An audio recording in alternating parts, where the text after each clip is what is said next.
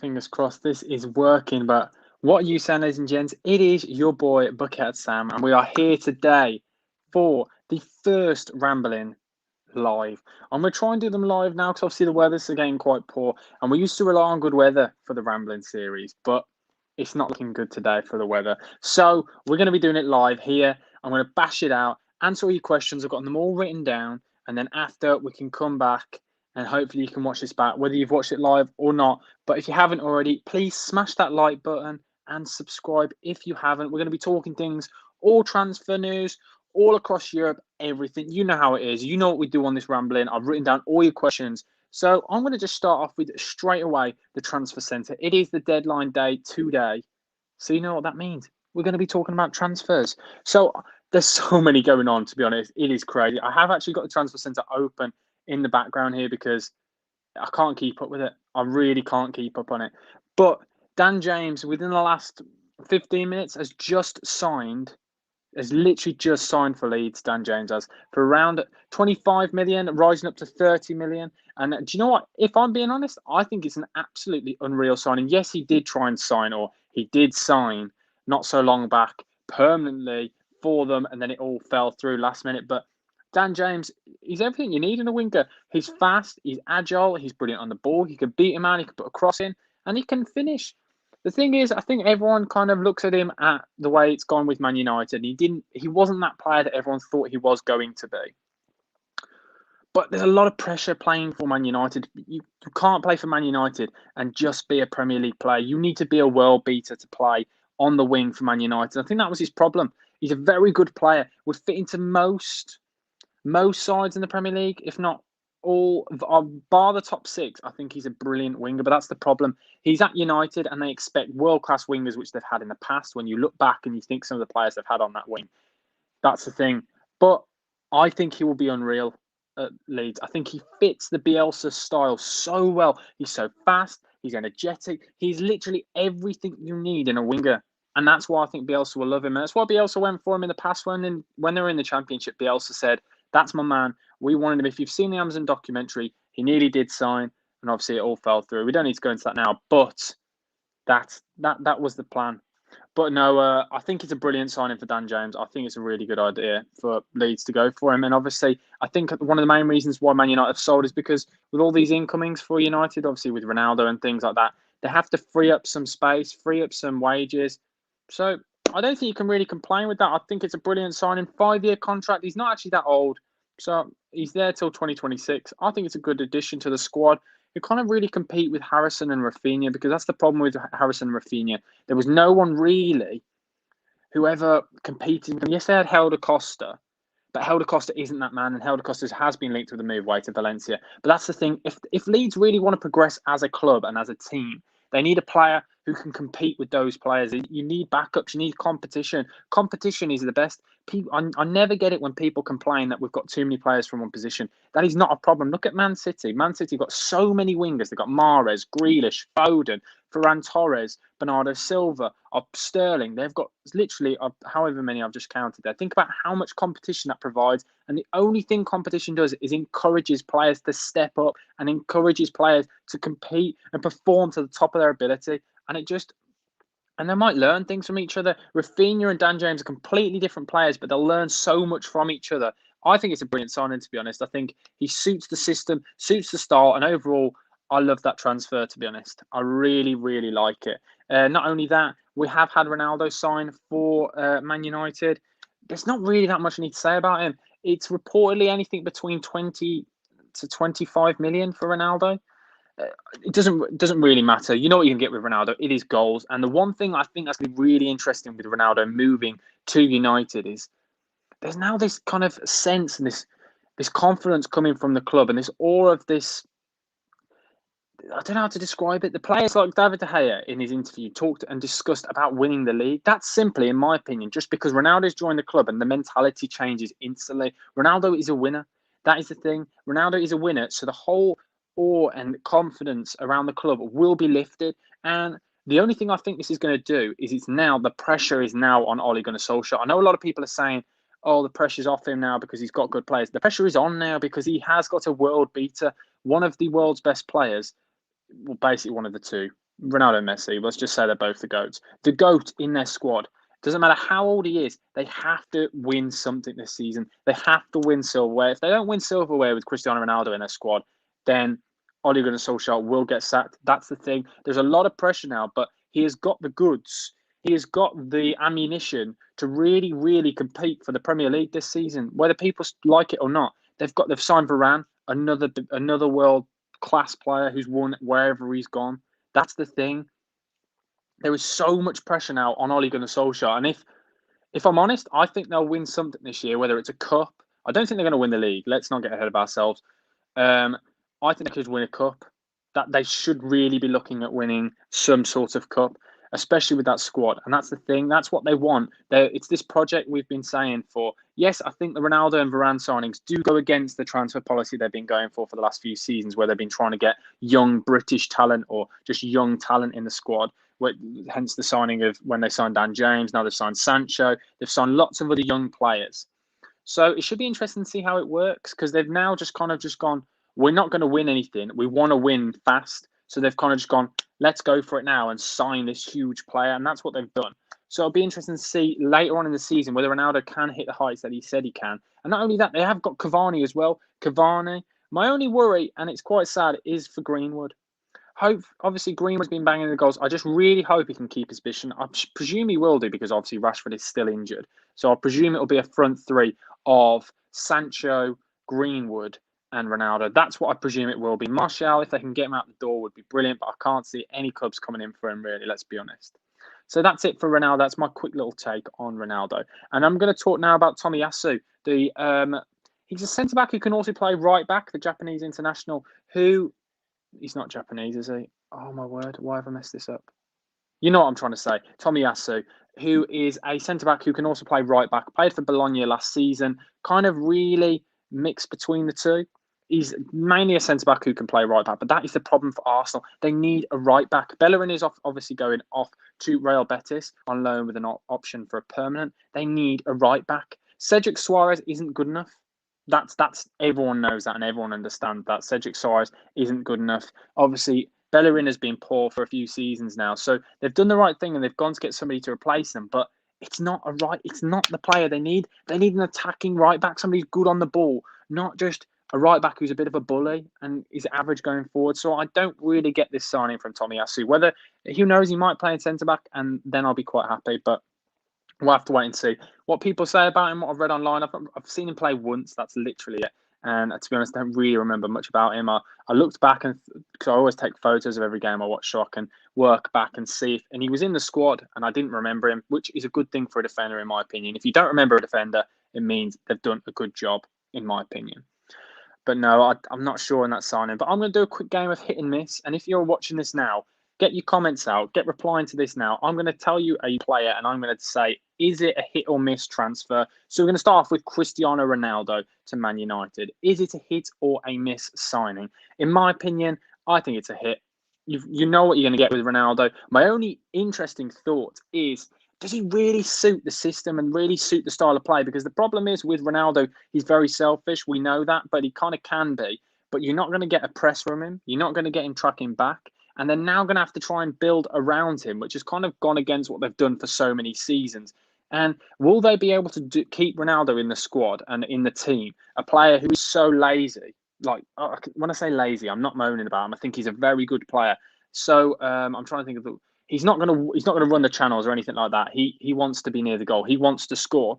Fit him, Bruno Fernandes in there, fit Greenwood in there, whether they fit Sancho in there, whether they fit, who else can we fit? You know what I'm saying? Cavani, all these players who are so attacking minded, and then leave Fred and McTominay in the middle. That's my only worry. A player like Ronaldo, who is going to bomb on so much, and as I said, and Sancho as well, I think they're going to be very vulnerable. I know obviously they've signed Varane, but they need more than anything a holding midfielder.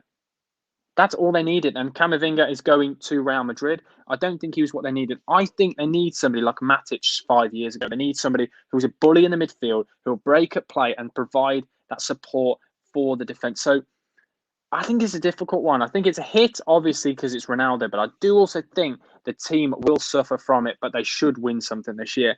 Now, on to the next one. Romelu Lukaku. hit or miss. For me, if you know me well enough, this is a hit. Ronaldo is unreal. I've said it for so many seasons now. Romelu Lukaku is in the top 3 strikers in the world and has been for seasons. So let me know, guys, now in the comments, is it a hit or miss? In my opinion, it's a hit. You know what you're going to get with him. You can play the ball up to him and he will turn you to the left. He'll turn you to the right. He is unreal and he will score 20 plus goals. We've seen what he's done. He's an upgrade from Tammy Abraham. Yes, Tammy Abraham's a brilliant player, but I think Romelu Lukaku helps Chelsea and they can really compete. And we saw how easily they pushed aside Arsenal. And we're going to talk about that later. But how good they were with Romelu Lukaku. Not only, as I said, he can play the ball into feet. He can run the channels. He can win the ball in the air. He's very, very good with his feet. And that's it. Romelu Lukaku. And we've seen him now at Chelsea. Obviously, he's a lot more lean. When he was with Mourinho at United, Mourinho wanted Lukaku to bulk up, and we saw that he did that, and it didn't really work out. But then when he obviously moved to Inter Milan with Antonio Conte wanted him to be the player he could be. He saw the potential. He said, if you lose the pounds, you will be unreal. And look what happened. And now he's here. He looks really fit, and he looks very strong. Anyway, now, next player, hit or miss, Raphael Varane to Manchester United. And I think it's a hit. It should be interesting to see how he copes. We've only obviously seen him in one game, but it should be interesting to see how and that was against the Wolves. It'd be interesting to see how he copes across the course of a season, because obviously it's a completely different style of play. When he was at Real Madrid had the ball and he's always playing with the ball, with the game in front of him.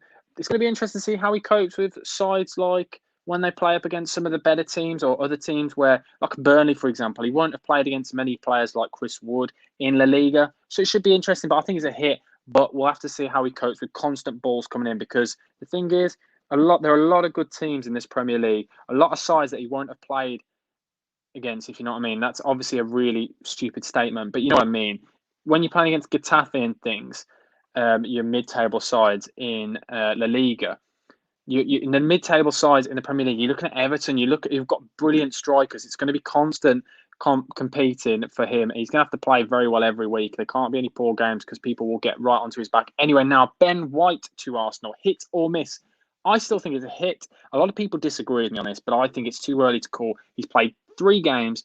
Arsenal have had a very poor start to the season, but we're going to delve into why that is in a minute. But I still think it's a hit. I think he's got so much ahead of him. He's a young player, very good on the ball.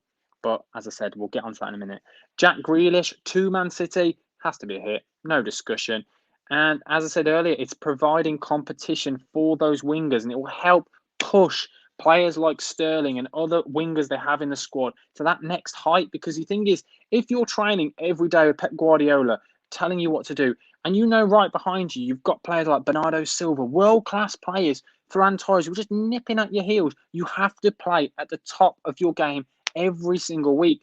And I don't think there's any problem with having competition and too many players. As long as he keeps chopping and changing who he plays every week, I think everyone will be fit all the time. And the last one, we have Dan James to Leeds. And as I said, that's 100% a hit.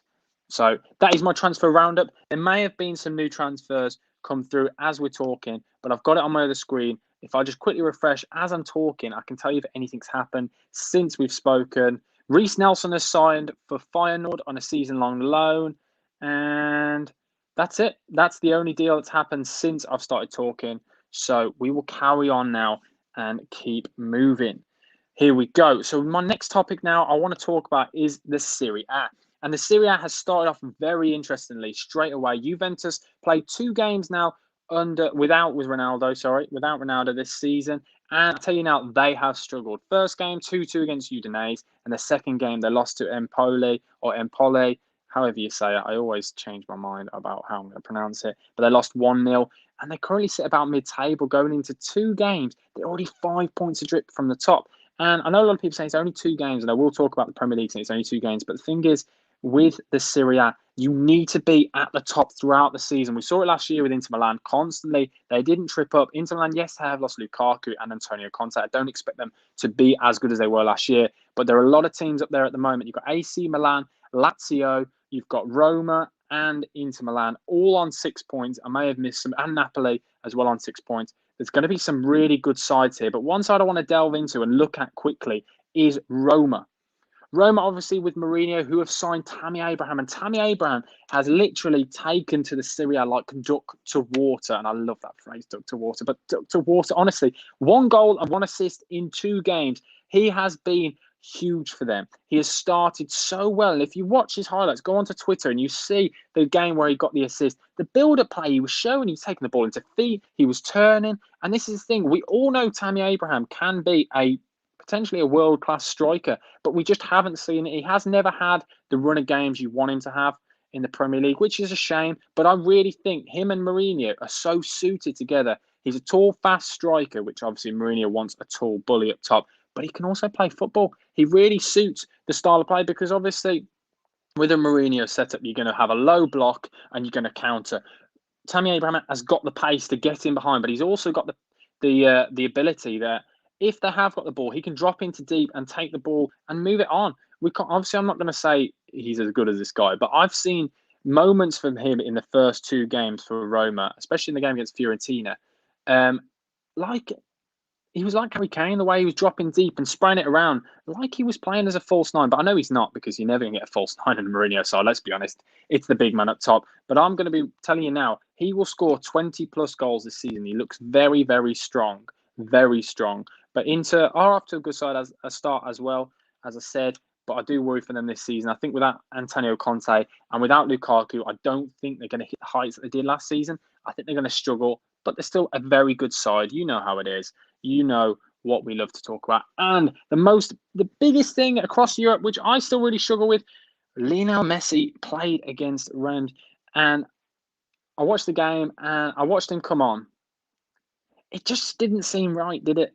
It's just me. It might just be me. Came on for Neymar, sorry. And it just doesn't sit right with me still. When I look at him, he just doesn't look right in a PSG shirt. Not that I'm complaining, but I'm telling you now, guys, I'm going to make sure this season I get to a PSG game. And I'll tell you now, I will film something for you because, well, I say I'll film something. I'll take a photo just because I need to see Messi play live. I've never seen him play live and I really want to. And I think that'll be one of the biggest regrets if I never get the chance to see him play. I've seen Ronaldo play live many times when back when he was in the Premier League the first time, and hopefully I'll see him again this year. But I really, really, really want to see Messi play. But yeah, that's my transfer roundup and my European football roundup. Now we're going to head over to your questions. And I swear, all of you are just all about Arsenal. So many questions coming in. I've got Arteta gone by Halloween? ? Next Arsenal manager sent in by Jasper. Will Arsenal sack Arteta? That's my word. Jeez, can I speak? Will Arsenal sack Arteta? Wow, geez, that was complete word scramble then. I apologise. Let's talk about Arsenal now. Okay. So we've seen with Arsenal, their first 3 games, they came up against Brentford, then they came up against Chelsea, and then they've come up against Man City. Now, looking at these fixtures, I know a lot of people say they should be competing. Well, Arsenal can't compete with the two sides. Let's be honest. Man City, they're not going to compete. No sides really go to the Etihad expecting to compete. There's only a select few, and even then, they go to just nullify Man City. They don't go to win, let's be honest. They go to nullify City. Against Chelsea, the Super Cup winners, just off the back of it, they look so strong this year. Again, a real difficult one. Coming against Lukaku as well. It's a difficult one. Brentford now. A lot of people said at the start, Arsenal should win this game. I said it, Arsenal should win this game, but we all knew it was a potential banana skin game. Brentford, first game in the Premier League in the top flight for 75 years. First game with all fans in the new stadium. You knew it was going to be a difficult one on a Friday night with the floodlights. We all knew it was going to be a difficult one for Arsenal, let's be honest. And it really was. Brentford played well. Yes, Arsenal struggled and they didn't really create much, but we all knew this could happen quite easily. So I think a lot of people are overreacting about Arsenal.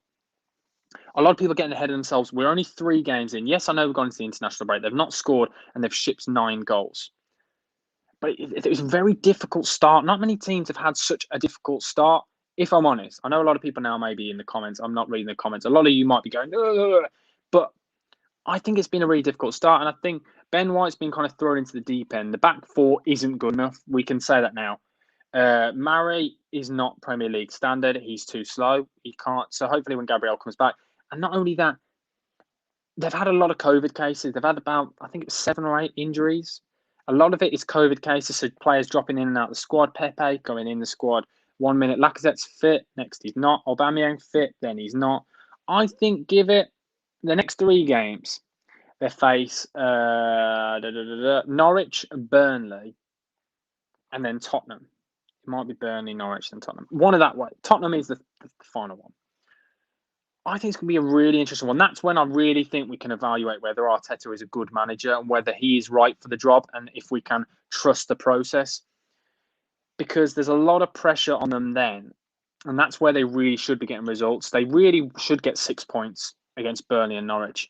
But my worry for Arsenal going into those 2 games is now Norwich and Burnley will be going into these games feeling quite confident, knowing that Arsenal are there for the taking. And I genuinely think Burnley will be the side.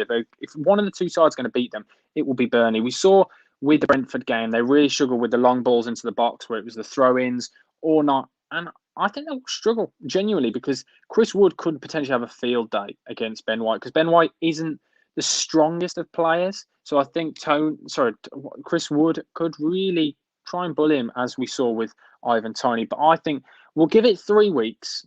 3 games, and then we can evaluate whether Arteta is the right manager and whether we can tell if it's a good system and whether these new signings have gelled. Because I do worry they've spent a lot of money, so they kind of have shown they're going to back the manager, so they kind of have to. But if they lose to Tottenham and they potentially have a banana skin moment against either Burnley or Norwich, he will be sacked. I tell you that now, and I don't think he'll make it to Halloween then, if I'm honest. So I think he has to win at least 2 of these 3 games and at least compete in the North London derby. That's what I'm saying about Arsenal. So everyone's saying who will be the next Arsenal manager? If you could get in anyone, I think it'd be Antonio Conte. Antonio Conte has said in the press recently he wants a job where he's going to really, really have to challenge himself at a club where it's a big project. We never see him really stay at jobs for more than a year.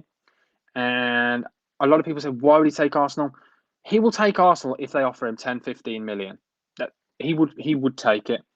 It's good money. It's a time where he can completely control the team. He will control the entire squad. And if they back him, he would do stuff. But I can't see it really happening because Arsenal is going to start going to pay a manager 10, 15 million. We'll have to wait and see. But for now, let's not judge Arteta. Let's give him 3 more games and then we can come back and decide if Arteta should be sacked. But it is quite worrying for Arsenal going into this international break. Bottom of the table. It's not looking good. But as I said, those 3 games are probably the most difficult start they could have had to the season. Man City and Chelsea and then Brentford for their first season. It's going to be a difficult one. Next question has been sent in by Liam. Who has the best atmosphere in the Prem? Wow. Now, this is a difficult one. This one, I'm going to have to take off personal thought and try and think back to when I was there. And obviously, some of these grounds I'd be going to either as a neutral or as an away fan, whether I was going with West Brom or if I went with a friend.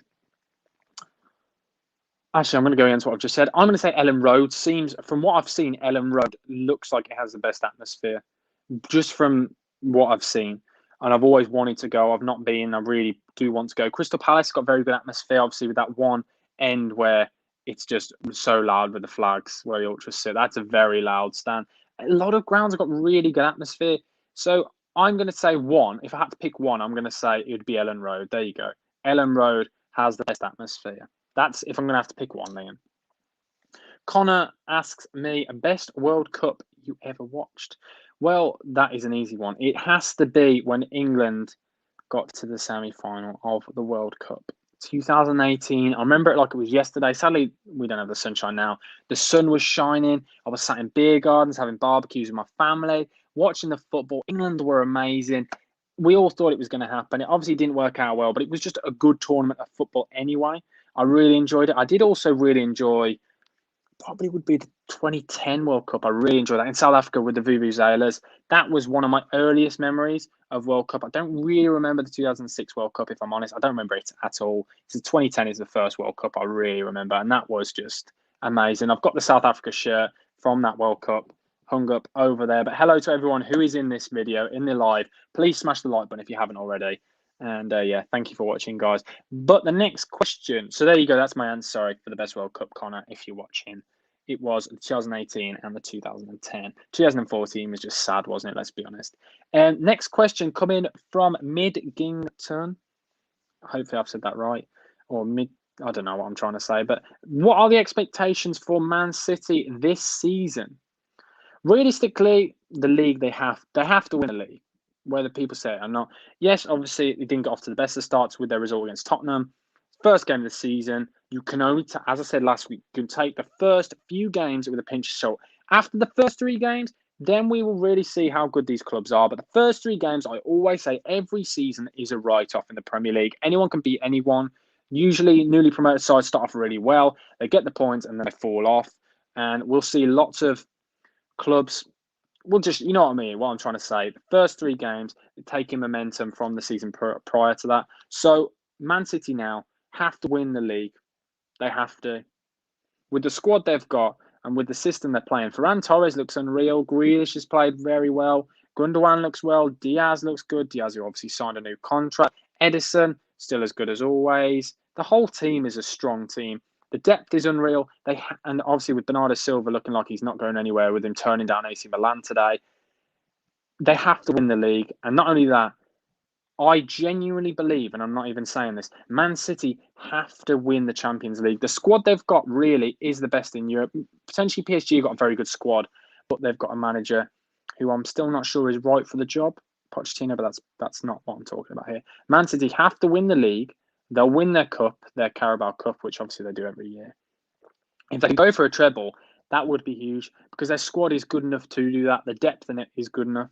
They maybe need another centre-back, if I'm honest. Laporte, very good. Diaz, good. Stones is good. Ake is not good enough. Nathan Ake is not good enough. And they need backup left back. Because Zinchenko, obviously we're not going to talk about what's going on with Mendy. Obviously Mendy isn't playing for Man City at the moment. Zinchenko, he's not a left back.